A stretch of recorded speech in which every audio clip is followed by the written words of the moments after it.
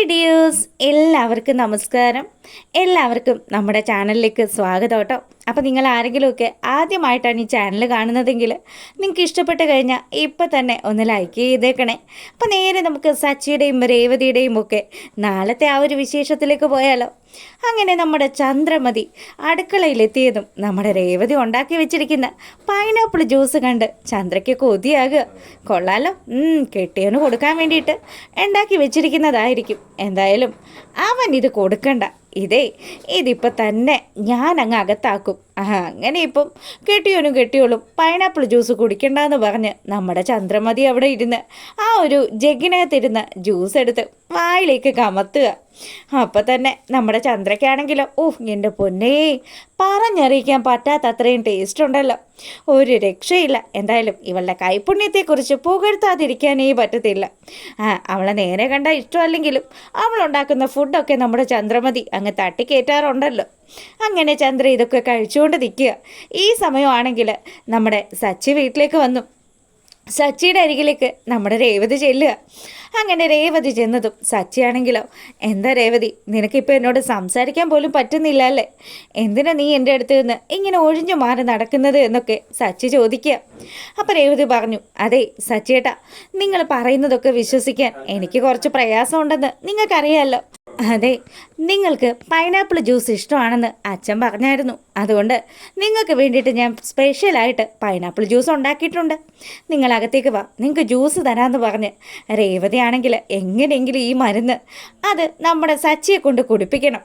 എന്നാൽ മാത്രമേ സച്ചി ഈ ഡെയിലിയുള്ള വെള്ളാടി നിർത്തുകയുള്ളൂ. അങ്ങനെ അവൾ നമ്മുടെ സച്ചിയോട് പറഞ്ഞതും, അല്ല അച്ഛനാണോ പറഞ്ഞത് എനിക്ക് പൈനാപ്പിൾ ജ്യൂസ് ഇഷ്ടമാണെന്ന്? അതെ അച്ഛൻ തന്നെയാണ് പറഞ്ഞത്. എന്തായാലും സച്ചിയേട്ടൻ അടുക്കളയിലേക്ക് വാ, ഞാനിപ്പോൾ തന്നെ സച്ചിയേട്ടനുള്ള ജ്യൂസ് തരാമെന്ന് പറഞ്ഞ് രേവതി വളരെ സ്നേഹത്തോടു കൂടി സച്ചിയെ വിളിക്കുക. അപ്പോൾ രേവതിയുടെ മുഖത്തെ ആ ഒരു വിഷമവും രേവതിയുടെ മുഖത്തെ ആ ഒരു ഉത്സാഹക്കുറവും ഒക്കെ കാണുമ്പോൾ നമ്മുടെ സച്ചി ചോദിക്കുന്നുണ്ട്, എന്താ രേവതി ഇത്, നീ ഇങ്ങനെയൊന്നും അല്ലായിരുന്നല്ലോ. സച്ചിയേട്ടാ, നിങ്ങളും ഇങ്ങനെയൊന്നും ആയിരുന്നില്ലല്ലോ, നിങ്ങൾ ഒരിടക്ക് മാറിയതല്ലായിരുന്നോ? എന്നിട്ട് വീണ്ടും നിങ്ങൾ ആ പഴയ രീതിയിലേക്ക് പോയി കഴിഞ്ഞപ്പം അത് ഞാൻ എങ്ങനെയാണ് സഹിക്കുന്നത്? എല്ലാവരുടെയും മുന്നിൽ ഞാൻ അപമാനിതയായില്ലേ എന്നൊക്കെ രേവതി പറയുമ്പോൾ സച്ചി പറയുന്നുണ്ട്, രേവതി സത്യം പറഞ്ഞാൽ വീട്ടിലേക്ക് കയറി വരാൻ പോലും മടിയായിരുന്നു. ഞാൻ ഒരു തെറ്റും ചെയ്തിട്ടില്ല, എനിക്ക് അങ്ങനെയുള്ള ഒരു ശീലവും ഇല്ല. ഞാൻ നേരത്തെ കുടിച്ചിരുന്നു എന്നുള്ളത് സത്യം തന്നെയാണ്. പക്ഷേ കുറേ നാളായിട്ട് ഞാൻ നീയും അച്ഛനും ഒക്കെ പറയുന്നത് കേട്ട് തന്നെയാണ് മുന്നോട്ട് പോകുന്നത്.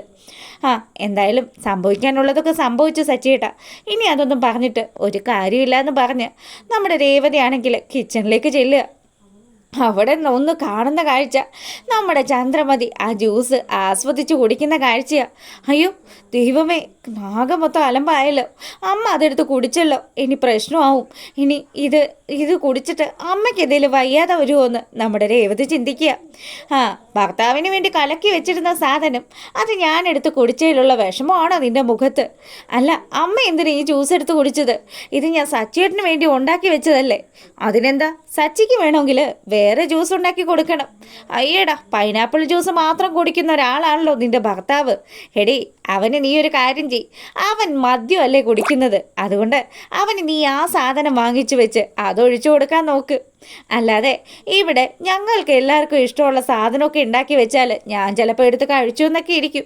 അത് ഇത്ര വലിയ കംപ്ലൈൻ്റ് ആയിട്ടൊന്നും പറയേണ്ട ആവശ്യമില്ല എന്ന് രേവതിയോട് ചന്ദ്രമതി പറയുക. അപ്പോൾ രേവതി ആണെങ്കിൽ, ഈശ്വര, ഇത് മൊത്തം കൈവിട്ട് പോയല്ലോ, തള്ള ഇതെടുത്ത് കുടിക്കുകയും ചെയ്തു, ഇനി എന്തെങ്കിലും പ്രശ്നം ഉണ്ടായാൽ താൻ തൂങ്ങുമല്ലോ. അമ്മ എന്തായാലും ഇത് കുടിച്ച സ്ഥിതിക്ക് ഇനിയിപ്പം ആരോടാ ഇതൊന്ന് ചോദിക്കുക? ദൈവമേ, ആരോട് പറയും? അച്ഛനോട് പോയി പറയണോ, അതോ ഇനി അമ്മയോട് തന്നെ പറയണോ, അതോ ഈ മരുന്നൊക്കെ വാങ്ങിക്കാനായിട്ട് തന്നെ ഹെൽപ്പ് ചെയ്ത് ആ ചേച്ചിയുടെ അടുത്ത് പോയി സംസാരിക്കണമെന്നൊക്കെ രേവതി ഇങ്ങനെ ആലോചിച്ചു. അതിനുശേഷം അവൾ ആരും കാണാതെ ഫോൺ എടുത്തിട്ട് ആ മരുന്ന് വാങ്ങാനായിട്ട് സഹായിച്ച ചേച്ചിയെ വിളിക്കുക. അതെ ചേച്ചി, എനിക്കൊരു കാര്യം സംസാരിക്കാനുണ്ട്. എന്താ മോളെ, എന്താ രേവതി, നിനക്ക് എന്താ ഒരു വിഷമം പോലെ? അതെ ചേച്ചി, ആ ജ്യൂസിൽ ഞാൻ ആ മരുന്ന് കലക്കിയതാ, അത് വേറൊരാളെടുത്ത് കുടിച്ചു. എൻ്റെ ദൈവമേ, ആരാ അതെടുത്ത് കുടിച്ചത്? അപ്പം നീ അത് നിൻ്റെ ഭർത്താവിനല്ലേ കൊടുത്തത്? അതെ ചേച്ചി, ഞാനത് ഉണ്ടാക്കി അടുക്കളയിൽ വെച്ചതാ. പക്ഷേ എൻ്റെ അമ്മായിയമ്മ വന്നിട്ട് അവർ ആ ജ്യൂസ് എടുത്ത് കുടിക്കുകയോ ചെയ്തതെന്ന് രേവതി പറഞ്ഞതും ആ ചേച്ചിയാണെങ്കിൽ ഒന്നുകൂടെ നമ്മുടെ രേവതിയെ പേടിപ്പിക്കുക. എൻ്റെ പൊന്നുമോളെ, കുടി നിർത്താനുള്ള മരുന്നാ. ഇനിയിപ്പം നിന്റെ അമ്മായിയമ്മയ്ക്ക് എന്തെങ്കിലും പ്രശ്നം വരുമോ, ഇനി അവരെങ്ങാനും തട്ടിപ്പോകുമോ എന്ന് രേവതിയോട് ആ ചേച്ചി പറഞ്ഞതും രേവതിക്ക് ടെൻഷനായി. അല്ല ചേച്ചി, അങ്ങനെ ഇനി വല്ലതും സംഭവിക്കുമോ? ഞാൻ എന്നാ അവരോട് പോയി സത്യമൊക്കെ പറഞ്ഞാലോ? ഇനിയിപ്പോൾ എന്തായാലും പറയാനൊന്നും നിൽക്കണ്ട, ഞാൻ ആ ഡോക്ടറിനോടൊന്ന് ചോദിക്കട്ടെ എന്ന് പറഞ്ഞ് ആ ചേച്ചി ഫോൺ വെച്ചു. അതിനുശേഷം പുള്ളിക്കാരി ഡോക്ടറിനെ വിളിച്ച് കാര്യങ്ങളൊക്കെ അന്വേഷിച്ചപ്പം വലിയ പ്രശ്നങ്ങളൊന്നും ഉണ്ടാവില്ല, വയറിന് എന്തെങ്കിലും ചെറിയ ബുദ്ധിമുട്ടുകൾ ഉണ്ടാകുമെന്ന് മാത്രമാണ് ആ ഡോക്ടർ പറഞ്ഞത്. അങ്ങനെ അതൊക്കെ അറിഞ്ഞ് നമ്മുടെ രേവതിയാണെങ്കിൽ ടെൻഷൻ അടിച്ചിരിക്കുക. ദൈവമേ, ഇനി എന്ത് ചെയ്യും? അങ്ങനെ അതൊക്കെ കഴിയുമ്പോഴാണെങ്കിലോ നമ്മളെ കാണിക്കുന്നത് നമ്മുടെ ചന്ദ്രമതിയാണ് കേട്ടോ. ജ്യൂസ് കുടിച്ചതിൻ്റെ ആഫ്റ്റർ എഫക്റ്റ് ആയിട്ട് നമ്മുടെ ചന്ദ്രയുടെ വയറൊക്കെ വേദനിക്കാൻ തുടങ്ങി. ചേടാ, ഇതിപ്പോൾ എന്താ പറ്റിയത്? ഷെടാ, നന്നായിട്ട് വയറുവേദന എടുക്കുന്നുണ്ടല്ലോ, ബാത്റൂമിൽ പോകാൻ തോന്നുന്നുണ്ട്. രവിയേട്ടാ, എനിക്ക് വയ്യാന്ന് പറഞ്ഞ് ചന്ദ്രമതി ആണെങ്കിൽ കരച്ചിൽ തുടങ്ങി. എന്താ ചന്ദ്രേ, നീ ഇതെന്തേ കാണിക്കുന്നത്? എൻ്റെ പൊന്നു രവിയേട്ടാ, എനിക്ക് എഴുന്നേക്കാൻ പോലും പറ്റുന്നില്ല. ഇപ്പം തന്നെ ഒരുപാട് തവണ ബാത്റൂമിൽ കയറി ഇറങ്ങി. അയ്യോ, എനിക്കിനി ഒരടി പോലും നടക്കാൻ പറ്റത്തില്ലേ എന്ന് പറഞ്ഞ് നമ്മുടെ ചന്ദ്രമതി ആ ബെഡിലൊരു കിടപ്പങ്ങ് കിടന്നു. അപ്പം തന്നെ രവി ആണെങ്കിൽ ചന്ദ്രയോട് പറഞ്ഞു, എൻ്റെ ചന്ദ്രയെ ആവശ്യമില്ലാത്ത സാധനങ്ങളൊക്കെ വലിച്ചു വാരി തിന്നിട്ട് ഇപ്പം വയറിന് എന്തെങ്കിലും കേട് സംഭവിച്ചതായിരിക്കും. എൻ്റെ രവിയേട്ട, ഞാൻ ഈ വീട്ടിലുണ്ടാക്കുന്ന ഫുഡല്ലേ കഴിക്കുന്നുള്ളൂ. അല്ല, നീ ഇന്ന് സ്പെഷ്യലായിട്ട് എന്തെങ്കിലും ഉണ്ടാക്കി കഴിച്ചായിരുന്നോ? അല്ലെങ്കിൽ നിൻ്റെ മരുമോള് ശ്രുതി നിനക്ക് എന്തെങ്കിലും ഉണ്ടാക്കി തന്നായിരുന്നോ? ദേ രവിയേട്ടാ, ചുമ്മാതിരുന്നേ. ഞാൻ കുറച്ച് മുന്നേ രേവതി ഉണ്ടാക്കി വെച്ചിരുന്ന ഒരു പൈനാപ്പിൾ ജ്യൂസ് കുടിച്ചായിരുന്നു. രേവതി ഉണ്ടാക്കിയതാണെങ്കിൽ അതിന് പ്രത്യേകിച്ച് പ്രശ്നങ്ങളൊന്നും ഉണ്ടാവില്ല എന്ന് നമ്മുടെ രവി പറയുക. ഈ സമയമാണെങ്കിൽ എന്നെ ആരെങ്കിലും ചേർന്നൊന്ന് ആശുപത്രി കൊണ്ടുപോകും, എടാ ശ്രുതി ശ്രുതി എന്നൊക്കെ പറഞ്ഞ് ഇവരെല്ലാവരെയും വിളിച്ചു കൂട്ടുക. സച്ചിയും രേവതിയും ഒക്കെ ഈ ബഹളം കേട്ട് റൂമിലേക്ക് ഓടി വരിക. അങ്ങനെ നമ്മുടെ ചന്ദ്രയാണെങ്കിൽ നിലവിളി തുടങ്ങി. സച്ചിയാണെങ്കിലോ ചന്ദ്രമതിയുടെ അടുത്ത് ചെന്നിട്ട് അമ്മയെ എന്ന് വിളിച്ച് ചന്ദ്രയെ ആശ്വസിപ്പിക്കുക. രേവതി ആണെങ്കിൽ നട്ടം തിരിഞ്ഞ അവസ്ഥയിൽ.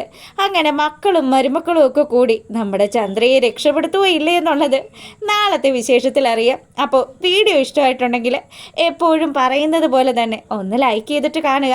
അപ്പോൾ നമ്മുടെ യൂട്യൂബ് ചാനൽ സബ്സ്ക്രൈബ് ചെയ്ത് കാണാത്തവരൊക്കെ ഒന്ന് സബ്സ്ക്രൈബ് ചെയ്തോടെ സപ്പോർട്ട് ചെയ്തേക്കുക. എല്ലാവർക്കും നല്ലൊരു രാത്രി ആശംസിച്ചുകൊണ്ട് വീഡിയോ വൈൻഡപ്പ് ചെയ്യണേ.